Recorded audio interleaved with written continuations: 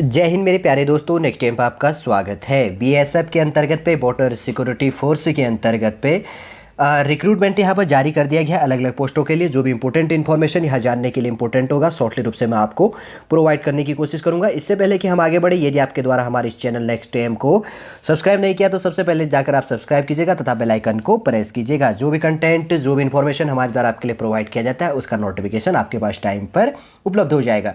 चलिए शॉर्टली रूप से बात कर लेते हैं। सबसे पहले पोस्ट की बात करें तो 30 मई को पोस्ट अपडेट कर दिया गया है।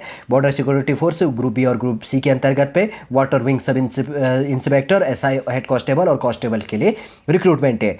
और टोटल पोस्टों की बात करें तो 281 पोस्ट है। आगे जान लेते हैं जानने के लिए, अभी यहाँ पे कोई इंपॉर्टेंट है नहीं। आप फॉर्म 30 मई 2022 से भरना स्टार्ट कर चुके हैं और 28 जून 2022 तक आप इस फॉर्म को भर सकते हैं और उस दिन तक आपका लास्ट फीस पे कर सकते हैं। और एग्जाम डेट नोटिफाई नहीं किया है तो जल्दी उसको भी नोटिफाई कर दिया जाएगा। ठीक, इसी के अंतर्गत की बात करें तो अलग अलग फीस क्राइटेरिया बांटा गया है। अलग अलग कैटेगरी के लिए अलग अलग फॉर्म फीस है। सबसे पहले बात करें तो सब इंस्पेक्टर के लिए, जनरल ओबीसी और ईडब्ल्यूएस के लिए 200 रुपये फॉर्म फीस है। एसटी एससी और फिजिकल हैंडकैप के लिए कोई फॉर्म फीस नहीं है। फोर हेड कांस्टेबल के लिए और कांस्टेबल पोस्ट के लिए जनरल ओबीसी और ईडब्ल्यूएस के लिए 100 रुपये और एसटी एससी और पीएस के लिए क्या है 0 रुपये फॉर्म फीस हो गया। ठीक है, और आप डेबिट क्रेडिट के माध्यम से फीस पेमेंट कर सकते हैं, इसका कोई इश्यू नहीं है। इसके अंतर्गत पे सॉल्टली रूप से 28/6/2022 के अंतर्गत से आपकी एज की गणना की जाएगी। अलग अलग रिक्रूटमेंट के लिए अलग अलग एज लिमिट बांटा गया। सबसे पहले बात करें तो हेड कांस्टेबल और कांस्टेबल पोस्ट के लिए 28/6/2022 मतलब क्या है कि 28 जून 2022 को इस दिन पर आपका एज लिमिट मिनिमम 20 साल होना चाहिए और मैक्सिमम 25 साल होना चाहिए। और इसी के अंतर्गत पर सब इंस्पेक्टर पोस्ट के लिए मिनिमम एज लिमिट आपकी इस डेट को 22 साल होनी चाहिए और मैक्सिमम एज लिमिट 28 साल होना चाहिए। आपको क्या किया जाएगा, एज रिलैक्सेशन एक्स्ट्रा एज पर रूल के हिसाब से आपको एज पर भी छूट दी जाएगी। अब टोटल अगर वैकेंसी की बात करें तो 281 पोस्ट दी गई है। सबसे पहले की बात करें तो कांस्टेबल क्रू के अंतर्गत की बात करें तो 130 पोस्ट है, जिसके अंतर्गत पे एलिजिबिलिटी कहा गया कि आप 10th पास होना चाहिए। जैसे कि यहाँ पर लिखा गया है class 10th high school passed from any recognised board in India, और 1 साल का आपको एक्सपीरियंस मांगा गया है in operation of boat below 265 SP and should know swimming का आपके पास एक्सपीरियंस होना चाहिए, तब आप अप्लाई कर सकते हैं, नहीं तो नहीं।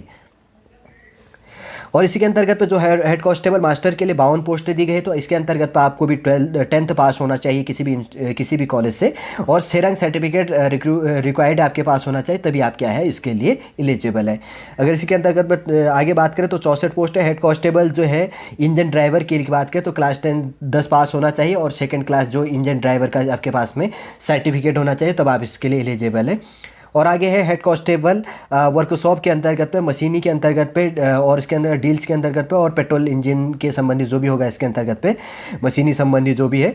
और तो इसके अंतर्गत पे मांगा गया कि class 10th high school passed from any recognised board in India with ITR NCVT certificate in related trade branch से आपके पास होना चाहिए। जो ये चीज़ मांगे गया, बहुत पोस्टें दी गई, ठीक है, यही क्राइटेरिया दिया गया। इसके अंतर्गत जो एलिजिबिलिटी है तो हेड कांस्टेबल वर्कशॉप इलेक्ट्रीशियन के लिए 2 पोस्टें दी गई। हेड कांस्टेबल जो वर्कशॉप AC टेक्निकल के लिए 1 पोस्ट दिया गया है।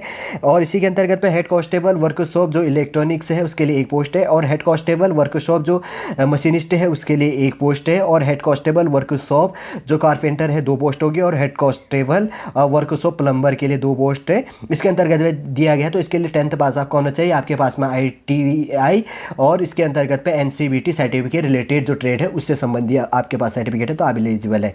और इसी के अंतर्गत पे जो सब इंस्पेक्टर SI मास्टर के लिए है तो 8 पोस्टें दी गई, तो इसके लिए एलिजिबिलिटी देखते हैं 10th+2 intermediate in any stream from any recognised board in India से 12th पास होना चाहिए, और सेकंड क्लास जो master certificate issued by the जो है central state inland water transport authority के द्वारा, और जो है इसके अंतर्गत मर्चेंटली जो है इसके अंतर्गत पे मेरीन जो डिपार्टमेंट है उसके अंतर्गत से आपको क्या क्या आना चाहिए, सर्टिफिकेट प्रोवाइड किया जाना चाहिए, तब आप इसके लिए एलिजिबल है सब इंस्पेक्टर SI मास्टर के लिए। जो सब इंस्पेक्टर जो है इंस्पेक्टर SI जो इंजन ड्राइवर के लिए, तो इसके अंतर्गत पे 6 पोस्टें दी गई है। 10th+2 intermediate in any recognised stream for any recognised board in India से आपके पास में 10th+2 होना चाहिए। उसके बाद में फर्स्ट क्लास जो है इंजन ड्राइवर सर्टिफिकेट होना चाहिए इश्यूड बाय दी सेंट्रल या स्टेट इनलैंड, ठीक है ना, वाटर ट्रांसपोर्ट और इसके अंतर्गत पे ऑथोराइज्ड फॉर जो भी है मशीनरी संबंधी जो मेरिट है उसके डिपार्टमेंट के द्वारा इसको इश्यू करा होना चाहिए, तब आप इसके लिए एलिजिबल हैं। और लास्ट बात करें तो सब इंस्पेक्टर जो एसआई वर्कशॉप के लिए 2 पोस्ट है, तो bachelor degree in mechanical engineer और 3 years diploma in mechanical marine और ऑटोमोबाइल इंजीनियरिंग से अगर आपके पास में डिप्लोमा है या बैचलर डिग्री संबंधी है तो आप क्या कर सकते हैं, सब इंस्पेक्टर एसआई वर्कशॉप के लिए अप्लाई कर सकते हैं। और इसके अंतर्गत पे फिजिकल टेस्ट ली जाएगी, तो हाइट आपकी होनी चाहिए मेल के लिए 165 सेंटीमीटर और मेल के लिए एसटी के लिए बात करें तो 160 सेंटीमीटर होना चाहिए। चेस्ट की माप करें तो 75 से लेकर 80 सेंटीमीटर मेल के लिए, और मेल एसटी के लिए की बात करें तो 73 से लेकर 78 सेंटीमीटर होता है, ठीक है। 1 माइल रेस क्या है, 1 मील रेस आपको दौड़नी है 8 मिनट के अंतर्गत पे। हाई जंप आपकी 3 फीट 6 इंच होना चाहिए। लॉन्ग जंप की बात करें तो 11 फीट इसके अंतर्गत पे आपका होना चाहिए। अगर आप इन चीज़ों में क्राइटेरिया रखते हैं, आपकी एलिजिबिलिटी रखते हैं, तो आप अप्लाई कर सकते हैं। आप अप्लाई कैसे कर सकते हैं वो भी बता देता हूँ यहाँ पर। सबसे पहले हम जाएंगे अप्लाई ऑनलाइन के अंतर्गत पे क्लिक करके, तो इसका ये प्रोसेस चालू हो जाएगा, ठीक है। बॉर्डर सिक्योरिटी फोर्स बीएसएफ के लिए देखिए जैसे कि यहाँ पर आया हुआ है अलग अलग के लिए बीएसएफ ग्रुप बी के अंतर्गत पे अप्लाई हर के अंतर्गत पे आप क्लिक कर लेंगे, ठीक है। मैं पेन से बता देता हूँ अप्लाई हर के अंतर्गत पे, ये देखिए अप्लाई हर इसके अंतर्गत पे जाकर आप क्लिक करके यहाँ से सबसे पहले रजिस्ट्रेशन होगा। चलिए सबसे पहले क्लिक करके बता देते हैं, ठीक है। इसी के अंतर्गत पे सबसे पहले बात करें तो प्रत्याशी का नाम, मोबाइल नंबर और ईमेल आईडी आपके डालनी है। फिर उसके बाद में जनरेट ओटीपी जनरेट करके उसके बाद में प्रोसेस हो जाएगा। तो दूसरा पोस्ट था, इससे पहले वाला भी उसके नीचे दिया गया है, ठीक है।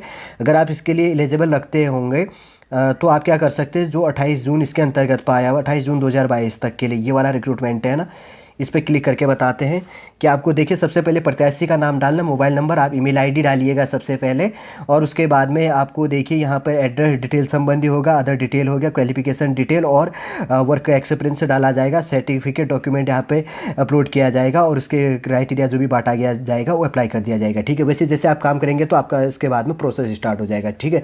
चलिए दोस्तों समझ गए होंगे जो बॉर्डर सिक्योरिटी फोर्स बीएसएफ के संबंध में जो हेड कांस्टेबल और एसआई के लिए जो रिक्रूटमेंट मांगा गया, आपने टोटली रूप से समझ लिया होगा कि कौन इसके लिए एलिजिबल है, कौन इसके लिए एलिजिबल नहीं है। यदि आप इसके लिए एलिजिबल है, योग्यता रखते, अगर आपके पास इससे सर्टिफिकेट संबंधी या कोई भी और चीज़ है तो आप इसके लिए अप्लाई कर सकते हैं। चलिए दोस्तों समझ गए होंगे। अगर नेक्स्ट कोई गवर्नमेंट जॉब संबंधी या कोई क्लास संबंधी इन्फॉर्मेशन आएगा तो हम आपको प्रोवाइड करेंगे। नेक्स्ट वीडियो पर हम आपसे मिलेंगे। जय हिंद, जय भारत।